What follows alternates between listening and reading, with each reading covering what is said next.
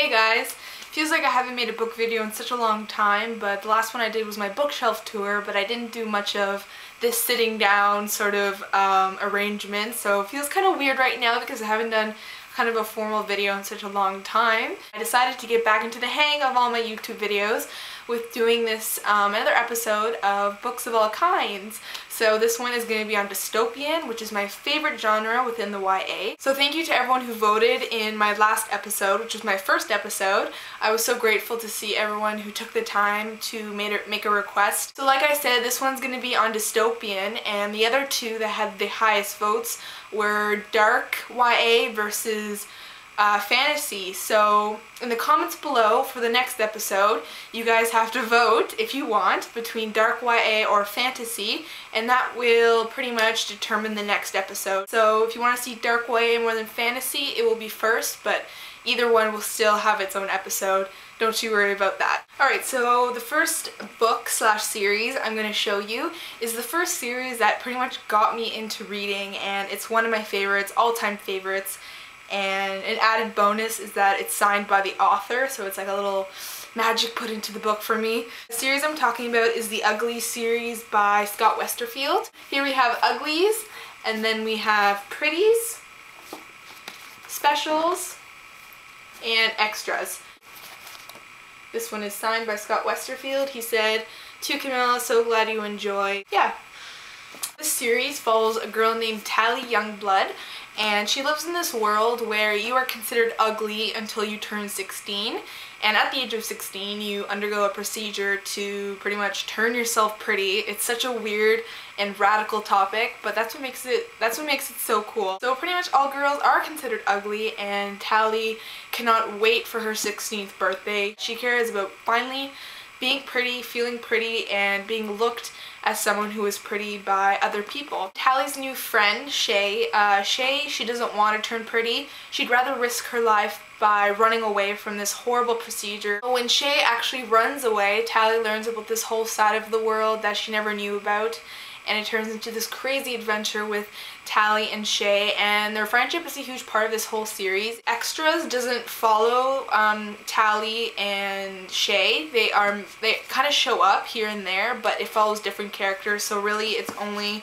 these three based on her. I'm sure many of you have read them, but if you haven't, I highly recommend them. So one of my newer favorite dystopian novels is definitely Divergent by Veronica Roth. This is by far my favorite new dystopian novel that I've read, and of course I love Uglies because it's one of my older favorites, but this is seriously amazing. It's one of my newer favorites. Of course The Hunger Games was like a dystopian, and I love that series, but this is like a whole new thing for me. A lot of people compare it to The Hunger Games, but I feel that it's very different from it, and I loved it for different reasons. This series takes place in dystopian, futuristic Chicago, where it is divided into 5 factions. Those factions are Candor, which means the honest, Abnegation, that means the selfless, Dauntless, the brave, Amidity, the peaceful, and Edroot, the intelligent. So when you turn 16, you have to make the decision of where you want to belong. You can stay at the faction that you currently live in and were born into, or you can decide to change and go to another faction. If you decide to change factions, you have to leave your family, you have to change everything you've ever believed in, and you have to kind of pursue a new life. So our character is Beatrice Pryor, and she has to make the decision because she is turning 16, and she has to decide if she really is someone who is selfless and who belongs in abnegation, because she feels that she isn't that kind of person and she doesn't find herself as selfless as other people. So after she chooses, there's an initiation that follows, and it's very highly competitive. She renames herself, and her new name is Tris. She has to decide who her friends are, who her enemies are, and there's also some romance that sparks up in the story that is truly something to read for. Aside from the dystopian, I felt the romance was so incredible in itself.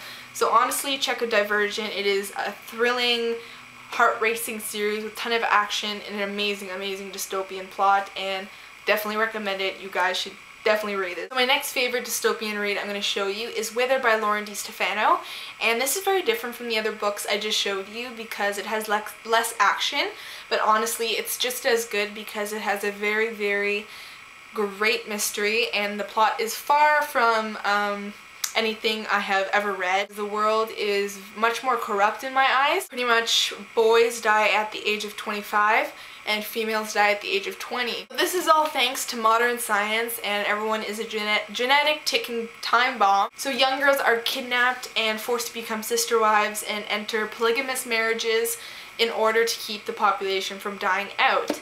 And this is the story of Ryan, who lives with her twin brother. Her parents passed away. Ryan's twin brother does everything he can to take care of her and keep her from being kidnapped, but one day things go very wrong and she ends up being kidnapped. She is chosen by a man to enter his home, become married to him, and that man's name is Lyndon. So he chooses her and 2 other girls, so he'll be marrying 3 girls, and she is one of those sister wives. And from the moment she enters, she knows that she's not going to stay, and she knows she's going to find a way to escape because she doesn't want this life, and she would rather anything to be married to this man. So it's her story, and she has help along the way. She meets a boy named Gabriel, who is a servant at the house. What makes it beautiful is the descriptions, the writing, and the storytelling for sure. And it's definitely one of the, I don't know, the more heart-wrenching dystopians. But yeah, definitely check it out. It's a great book. Loved it. It's amazing. Honestly, I'm so excited for the sequel. And I just love DeStefano because she is amazing. Alright, so my recent favorite dystopian, Blood Red Road by Moira. And this is a fantastic book. It's dystopian because it takes place in this alternate world, but it's very different than the dystopians I've ever read. I love this book because of the main character and the world she lives in, and she's thrown into this adventure where she has to find her twin brother who was taken away by these men, and she lives in this world where the land is savaged by drought, there's sand, there's sandstorms.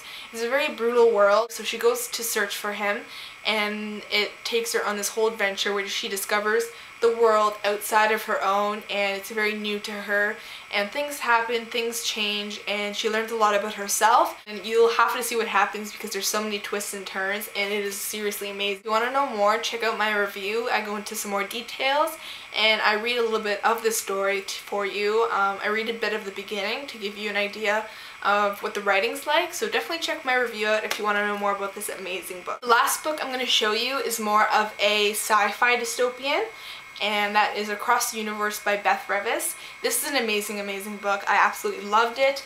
The cover is gorgeous, and the story was gorgeous as well. We follow Amy and her parents in the beginning, and Amy and her parents are going to aboard the ship that is called Godspeed. So in order for them to do this, they have to be frozen, and in 300 years they are going to wake up on this earth called Centauri Earth. Amy's parents are actually aborting the ship because they are special people and they are needed to help develop this new earth. She chose to go with her parents because she could not bear the thought of ever leaving her parents and not seeing them for the rest of her life. Amy thinks she's gonna wake up in 300 years, be the same age, and see her parents again. What happens is that she is mysteriously unplugged by somebody, and that is the worst case scenario because she cannot be frozen again.